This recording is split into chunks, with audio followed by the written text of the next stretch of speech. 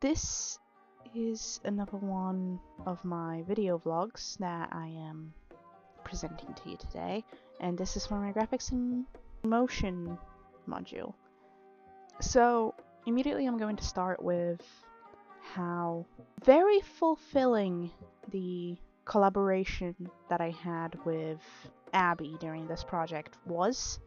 I am not used to working with other people. I have slight fears of mine.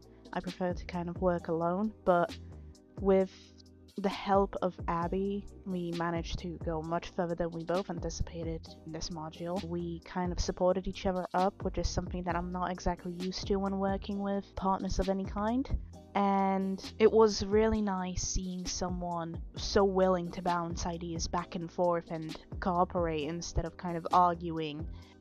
Both of the modules that I worked with Abbie on kind of allowed me to take on a leadership of sorts. We both did merge our ideas, of course, but mainly my idea kind of took the initiative, which wasn't intentional. It was mainly due to the fact that I already had a lot of things figured out, and it was easier to incorporate Abbie's idea into what I already had prepared, rather than do like a perfect 50-50 split, which is something that both me and Abbie agreed to. It wasn't that I kind of pushed, that onto Abbie. It's something that I really wish to pay attention to, because I don't want to come off as bossy, or I simply want to be able to collaborate with someone as opposed to work with someone, because for me those are two very different things. When you work with someone, you don't kind of both take initiative. It's just like you tell the other person what to do. When you collaborate with someone, it's both of you simultaneously working on creating a project using both of your ideas and both of your strengths in order to achieve what you can. And during this module I learned a lot about researching from Abbie. I always struggled with researching and how to word my ideas. I usually just kind of baffle on, and it was really impressive seeing someone take my word soup, so to say, and understand that and implement that into our project. It was honestly incredibly impressive, and it was so nice because she allowed me to kind of, grow the way that I talk and speak into coherent ideas, which is amazing. Her patience is one of a saint. So let's move on to the audio and the mood boards. So the idea that started was from the audio Don't Have Nightmares, which I'm going to play in the background very quietly. And it was an audio that was more horror-esque, which is something that me and Abbie both really enjoy. We enjoy horror concepts, thrillers, and we both discussed that prior to this. So when we kind of sat down and decided to work together, we both agreed on this audio because, again, it's just a mutual interest of ours, and I already had like a huge idea planned out to this. So we made plenty of mood boards. Abbie made much more than I did because she wanted to separate all of them. I kind of mashed mine into one mood board, because for me inspiration comes from all around me. Sometimes it's music, sometimes it's words, so it's really difficult to put that into a mood board, because although I love seeing art and it does inspire me, there are so many other factors that do, and the mood board was mainly to kind of present the ideas, so I made mine a bit shorter and kind of mashed together all of the ideas at once. The huge aspect of our project was the kind of symbolism and topics that we wanted to include, which would have been the supernatural, the feeling of isolation, feeling of abandonment, and also we wanted to include some sort of horror aspect, so some sort of violence or like some sort of death at one point. So the idea essentially went into well, came from collecting different images and symbolisms, since the main protagonist of this animation, her name is Bellatrix, is a vampire. So we wanted to add a symbolism of that, such as roses, castles, blood, spiders, dark, spooky forests. That's basically what we have included at one point or another, or attempted to. There were plenty of books and shows and movies that have been an inspiration for me. The main book that I thought of when I was thinking of this idea was The Throne of Glass, mainly due to the main protagonist being so kind of strong. She was a very strong character, and shows such as Buffy the Vampire Slayer, I loved the aesthetics of that show, because even though the vampires were kind of shown as, of course, the baddies, they had this sort of feeling about them where some of them were good, some of them were betrayed, some of them were doing stuff against their will just because they had to, or they felt forced to, which is the main topic of this video that me and Abbie were making, which is betrayal. We wanted to show the feeling of betrayal, the feeling of finding out that something is wrong and finding out that your reality is fake. What you have been told about yourself and what you have been informed of in general is just something that's not true. And that feeling of betrayal and your world literally falling apart without any sort of way to save it is exactly what we wanted to achieve in this project. So, moving on to the character design itself, Bellatrix was a character that I had already thought of making, which was kind of perfect the way that making of the character and me choosing the audio aligned, because I made her, I think, a day prior to choosing the audio. Bellatrix is a vampire, but prior to that she was a daughter of a noble who moved on to do other things because she didn't want to be in an arranged marriage, and she wanted to give a chance of her sister to be with someone she loves. When Bellatrix found out that her sister married the guy that she was originally arranged to instead of the man that he loved, she kind of snuck around, she found out information and gossip about him and found out he was just a horrible man. Bellatrix, now already a few years later, had enough training to be an assassin. It was a fantasy setting, so that's the reason why. But also a performer. She had exceptional violin skills. Therefore, she decided that she's going to take matters into her own hands, and she is going to basically assassinate her sister's husband. However, she didn't know that he was a business partner of a well-known vampire, who found her, caught her in the act, and pushed her off of the tower that she found herself on. But instead of just leaving her to die, he decided to use her as his pawn in the political game he was playing. So he resurrected her, took away part of her soul in order to keep her memories at bay so she won't figure out what happened to her. And every time she died in action, he would just do the same thing. And she doesn't know how many times it happened. She was completely unaware of the whole thing until she came across her sister again, and she started asking her all of these questions, but she couldn't recognize her, so she started snooping, and she started listening into conversations, and eventually she came to the conclusion that something was wrong, and her memory started slowly coming back to her. She started thinking about it more and more, until it kind of made her feel like she's going to pop. The whole feeling of dread and the kind of sick feeling you get when you know something is wrong, but you cannot put your finger on it, is what I wanted to kind of achieve and give Bellatrix as a protagonist. So that's basically her story, and let's go into the whole design of the character. So Bellatrix was inspired by Gothic or Gothic Lolita sort of clothing, instead of giving her a dress, which I thought would be kind of inappropriate for, you know, someone who has to get away from places quickly, I gave her trousers, like flared ones, which are very popular in the gothic fashion subgenre, and I gave her a split dye. The split dye is meant to represent the missing part of her soul. Aside from the split dye being the representation of her missing part,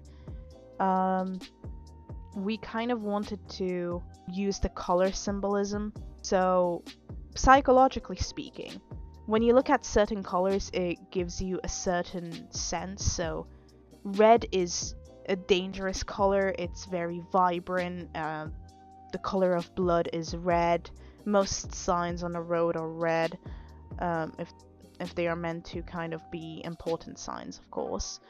And some colors, such as white, we identify with the color of, you know, being pure, of innocence, of naivety, and we wanted to use colors in order to establish a atmosphere. So, with the usage of kind of dark brown, we wanted to establish kind of a personality which she already had, which was kind of caring, comforting, and honest. So when you think of the color brown, you think of nature, you think of trees, and for me personally, forest is my safe space. So that's kind of why we decided on the color brown for her normal hair color. With the color white, however, and in this case, we wanted it to symbolize a new beginning. It's meant to be a sort of like the moon, for example. A new cycle of the moon is white, therefore the color white fits for the split dye. And it also can be a color of quietness, it can be a color of unease. When you're in a dark, well, not dark, when you're in a corridor and the walls are white and everything around you is white, you don't feel yourself, you feel isolated, you don't feel safe, you feel uneasy. And that's kind of the two colors that we decided to choose. Of course, red being the color of danger, it's meant to symbolize her profession of being an assassin, of course, and the other dark characteristics of her clothing are meant to represent the gothic fashion that we wanted her to wear. She also doesn't have an eye, but you can't exactly see it in the animation because you never really see her face. Bellatrix is missing an eye, which is the vessel to hold her soul, which is owned by the vampire currently. So that side of her head where her eye is completely white. That's where the hair is completely white, sorry. And aside from slightly representing how the pain of missing an eyeball can affect the whole area, as someone with a chronic migraine can tell you, this was meant to sort of represent how little by little she was just kind of losing herself as a person. The black onyx in her eye is representative of her as a person. It's black, but it has colorful cracks across it to show that there is still a piece of her there, even though she feels kind of hollow. She has a beautiful eye color on the other side, which was kind of meant to be a contrast of her style overall. And she has dark, black trousers, of course, which were meant to have at first patterns on them, but then I realized it would clash with the see-through material at the top of her shirt, which I didn't want to do because it was meant to be kind of like a lacy see-through material that you commonly see in very fancy dresses. And she also has a red gorset. So that was the whole design process I had of Bellatrix. You can't exactly see it well in animations. There was a certain point where we both wanted to show her face, but we realized that we kind of like the idea of not knowing who it is in front of you instead of showing her face. So we decided against it.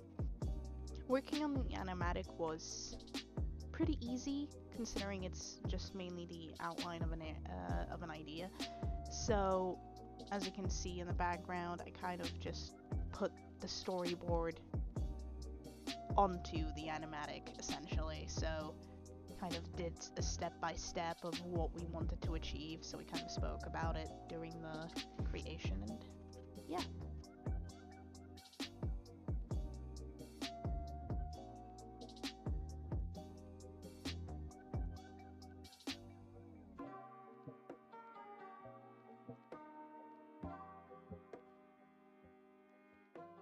Reading a lot of books for, young adults or teenagers, a lot of the characters in them are strong and powerful, but they have to learn in order to get that power. We wanted her to kind of radiate that with the whole sort of story progression that you usually see, where you have the introduction, you have the conflict, then you have the resolution. We wanted to kind of show her during the conflict, but throughout the short video we kind of showed both. So we introduced it to the setting of the castle, the character walking down the corridor, feeling isolated, to the conflict where all of those memories and all of those thoughts are flooding back to her, and then the resolution at the end was her approaching the door to find out the answer for her. And even though it is very obvious and it is very overused, it's so simple and works so perfectly in the video that we made that we wouldn't really have it any other way. Unless we of course had a bigger team and we had more time, we would have probably made a much stronger narrative using the full audio, or using a different audio that is also horror themed. Our work is a mixture of real footage, either taken by one or both of us, or images from Pixabay, which is a copyright-free video and photo website. All of these images and videos have been edited to fit the aesthetic, while also using Photoshop in order to animate the protagonist. This project has been done one step at a time. We wanted to focus on both of our skills whilst also trying to improve certain skills that we have or learn new ones. And with the time that we were given to finish this project, we kind of achieved that. Abbie learned more on the Photoshop side of things, I learned more on the research side of things. Our main wish out of this module and any other module is to gain appropriate skills that we can use later on in our lives and in the industry that we're going to work in. So we have talked about our accomplishments. I am doing so right now, and Abbie has written a very, very thorough blog entry, which it is incredibly in-depth how much research she has put into this, and learning from her was a huge experience that will definitely benefit me in the future. The project photos that we used for the background were images that were given to me by my family members. It was of a castle in Poland called Castle Książ, which is found in my home city of Wałbrzych. It was really nice being able to ask for help, because it's the only castle that I kind of know pretty well, considering I would go there a lot. And getting help from basically miles and miles away was very fulfilling. Of course, my family wanted to remain anonymous because they like their privacy, so I'm not going to name any names here, but I have edited it so that it would look as if it was taken by an old camera.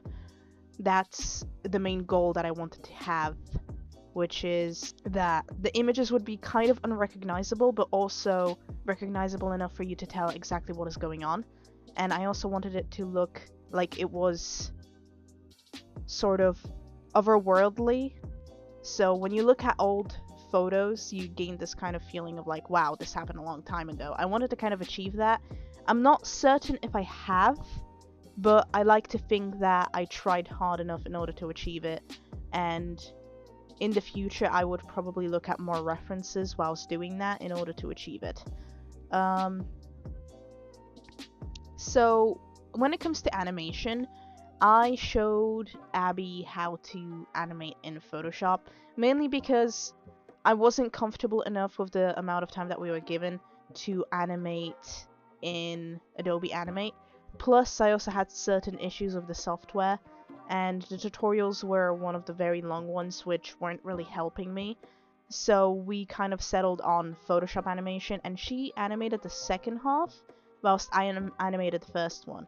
So when it came to animation, you have to look at a lot of references of like walking characters, which is what I asked Abbie to send me. We wanted to make an anime sort of style of animation, so that, well, an anime style of animation because we both are fans of anime. So I asked Abbie to send me certain kind of walking cycles that she liked, and using these as reference, I animated the first half of the animation, and I made sure that it was smooth so that I can loop it in Premiere. And Abbie animated the back, which was a simple animation because she had to animate the hair and she had to animate it going up and down, as you know, as you do when you walk. That's essentially all that it took for the animation. Because darker colors such as gray or black are recognized as soulless colors, we kind of went with the black and white thing, and the main protagonist being colorful was to symbolize how she is the only thing kind of alive there, the only honest thing that you can see. So that was the kind of low-key symbolism that probably wouldn't have been obvious if you haven't really looked into it, but that's what we wanted to show. Hello, this is past Claude. I am here to explain to you exactly what I have done to the video that I have been working on after I have finished it, so everything is fresh, so I know exactly what I'm doing, and because I am very proud and excited of it. So, the top layer, the adjustment layer that I do not name because I don't name my layers, is the vignette. So, as you can see, it adds this kind of eerie effect around here. For all of these stock footage videos that we used, they are color corrected, well, color balanced really, and tinted in order to seem as if it's during the night. I didn't really achieve it with the forest one and with the roses, of course, because I didn't darken them enough, but I did leaf color this one, mainly because I wanted to try different sort of techniques and different video effects, because I thought that this project was kind of perfect to do that. So I wanted to leave the color red in order to symbolize that this is the only color you're probably going to see, which was the plan at the first, but then I kind of did use color in the later ones. So you have the castle, so it shows the setting, which also is color balanced and darkened in order to show as if it's during the night. For the castle, I made it so that so that I changed the color.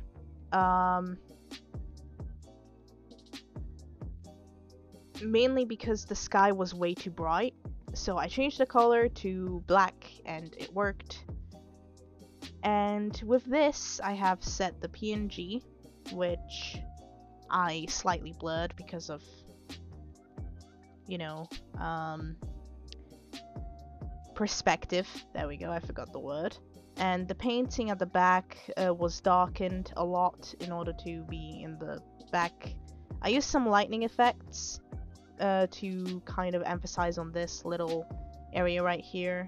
I imagined a skylight there, which would illuminate the area very slightly, and of course the looped animation of the character, which I think looks great. I think this is a great shot. I'm incredibly proud of this one. So this is where we see the color of the character. The reason why this one didn't really have color is because of, well, the fact that she was meant to be a silhouette. I was wanting to darken her, but then I realized that she kind of blended too much into the background, so I just left it as dark gray. And as you can see, it is green screen. I did crop it, but it is green screen. So yeah, I think I did pretty well there. So with this, of course, it was a zoom in for the background to appear as if she's walking towards, you know, the next area. With this animation, there was a little slight issue with sometimes the green peeking through, but it's really well done. We both kind of narrowed it down to the brush type that was used, so we're going to avoid it in the future in order to avoid the colors peeking through. Or alternatively, what we could have done instead is use a different green screen color that would have blended in better with the background, so like a dark blue, which is something that I used in a different module. So here is where the memories sort of start, now that she's kind of reaching the end, where you can actually kind of see the stairs and stuff. You can see her kind of falling, and yeah, that's the main one. I think I showed the wrong save. Wow. Well, that was the kind of pre-finished save, so this is perfectly fine.